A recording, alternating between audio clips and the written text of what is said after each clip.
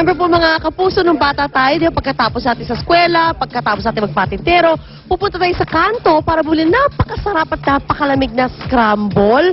Aba, back with a vengeance po ang yummy treat na ito.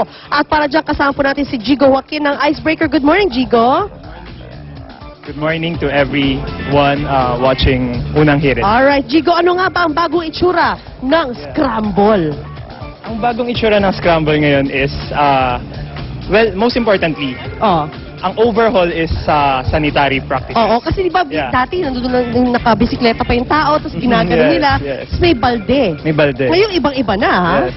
Kumbaga, we want to maintain the nostalgia of the traditional scramble, so we use the yung ganyan. Coleman Oo, containers Yeah. at the same time.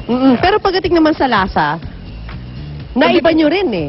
Yes, yes. Yun yung, kumbaga, the thing that we're most proud of is that yung lasa ng scrambles, may portion doon na-retain namin, but Oo. we added some extra twist. Yes, I can see. Oh, And sa our- icebreaker. Oo nga, nai-enjoy siya ngayon ni Luan at saka ni Kuya Lar. Pero alam mo, di ba, before kasi natatakot yung mga mommies na ipatikim to sa mga anak nila in fear na, uy, baka naman hindi siya maganda para sa kalusugan mo, baka magkasakit Yes, ka. yes. So, That's right. what do you say to that?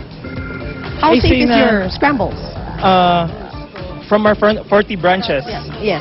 no, we've proven na yung taste, it goes along with our practice ng sanitation na yung pila, talagang pinipilahan siya ng mga tao. Okay. So, from our equipments, from the electronics, at saka sa cups, syrups, we assure them that everything is sanitized and we have certificates for that. And good quality, of Yes, course. of All course, right. the taste. Of course. And Yes. I will try that kahit may Yeah. ubo ako. Okay lang. Maraming salamat, Jigo Joaquin. Thank you very Lynn. much. Thank you for Unang Hirit. Ay, habang nag-enjoy po silang dalawa sa aking harapan, aba, dyan na po kayo mga kapuso. Babalik agad ang Unang Hirit. Pahingi naman yan. Akin ba yan? Sa pagising sa umaga, iba kung nauuna ka. Sa pagbangon pa lamang, ibang-iba kung nauuna ka. Kung sa unang hirit ay panalo ka, ang buong maghapon